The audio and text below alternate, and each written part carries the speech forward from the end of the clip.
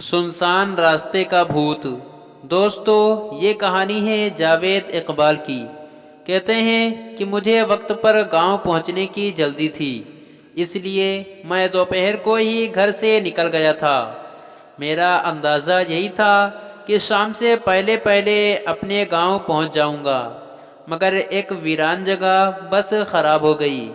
पहले तो ड्राइवर और उसका मददगार खुद ही बस में सवार होने वाली खराबी को ठीक करने की कोशिश करते रहे, मगर जब उनसे खराबी दूर न हुई तो ड्राइवर ने अपने मददगार को किसी मैकेनिक को बुलाने करीबी कस्बे की तरफ भेज दिया।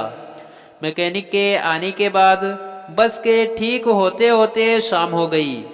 जब मैं अपनी मंजिल पर बस से उतरा तो रात का अंधेरा गहरा हो चुका था। गांव तक पहुंचने के लिए मुझे एक कच्चे रास्ते पर चलना था। उस रास्ते पर अभी मुझे 3 किलोमीटर पैदल सफ़र करना था। मैं बड़ी सड़क से उतरकर गांव जाने वाले उस रास्ते पर चल दिया। उस वक्त आसमान पर ना चांद था और ना उसकी चांदनी थी। सितारों की टिमटिमाती रोशनी ने माहौल को खौफनाक और डरावना बना दिया था। रात के सन्नाटे में अकेले सफ़र का ये मेरा पहला इत्तेफाक था।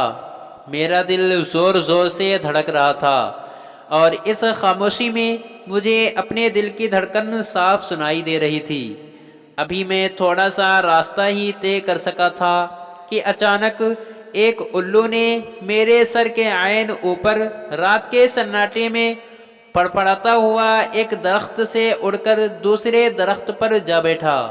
रात के सन्नाटे में उल्लू की खौफनाक आवाज़ से मैं बुरी तरह डर गया और खौफनाक ज़दा नज़रों से इधर उधर देखने लगा। उसी वक्त झाड़ियों में सरसराहट सी हुई। मैंने चौंक कर देखा तो ऊंची ऊंची झाड़ियों के पीछे कोई खड़ा था। मैं डर कर पीछे हटा तो किसी चीज़ से टकरा गया। डर के मारे मेरे मुंह से चीख निकल गई। मुड़ के देखा तो दरख्त था। मैं बदहवासी में दरख्त से टकरा गया था। फिर उस दरख्त के पीछे भी मुझे एक हेवला सा नजर आया। मैं पीछे हटा तो वह मेरी तरफ बढ़ा। मैं डर के भागा और भागता ही चला गया। मैं अंधाधुंध भाग रहा था, मगर अचानक ठिठुक कर रह गया कि एक लंबा तिरंगा भूत मेरा रास्ता रोके खड़ा था।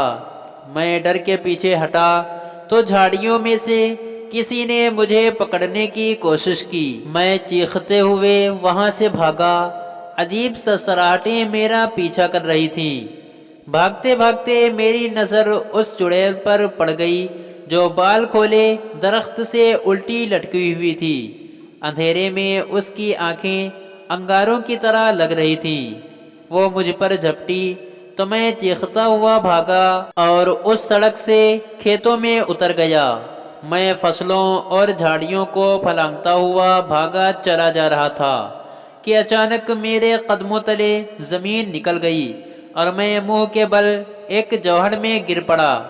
कीचड़ से भरे उस जौहड़ से बड़ी मुश्किल से बाहर निकला। कीचड़ और मिट्टी के लेप से अब मैं खुद भूत लग रहा था। सर्दी से मेरी कपकपी छूट गई थी, इस डर से कि वह बलाएं फिर मुझ तक ना आ पहुँचें। मैं फिर भागने लगा। मैं एक लंबा चक्कर काटकर गांव के करीब पहुंचा तो यहाँ भी एक मुसीबत मेरी ताक में थी। गांव के कुत्ते मुझे भूत समझकर मेरे पीछे पड़ गए थे। इस नई मुसीबत से डर के मैं भागा तो घर का रास्ता भूल गया। बड़ी मुश्किल से घर मिला तो कुत्ते भी मेरे पीछे वहां आ पहुंचे।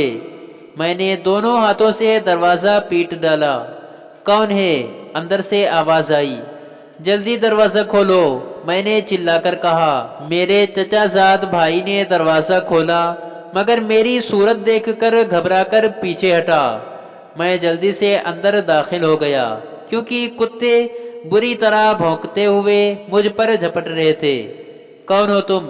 मेरे चचाजाद भाई ने लरजती हुई आवाज़ में पूछा। इतने में घर के दूसरे लोग भी उठकर वहां आ गए। وہ بھی مجھے دیکھ کر ڈر گئے، مگر جب میں نے اپنا نام بتایا تو بڑی مشکل سے انہوں نے مجھے پہچانا۔ چچا جان نے پوچھا، یہ کیا ہوا؟ کچھ بلائیں میرے پیچھے لگ گئی تھیں، میں نے بتایا۔ کیا؟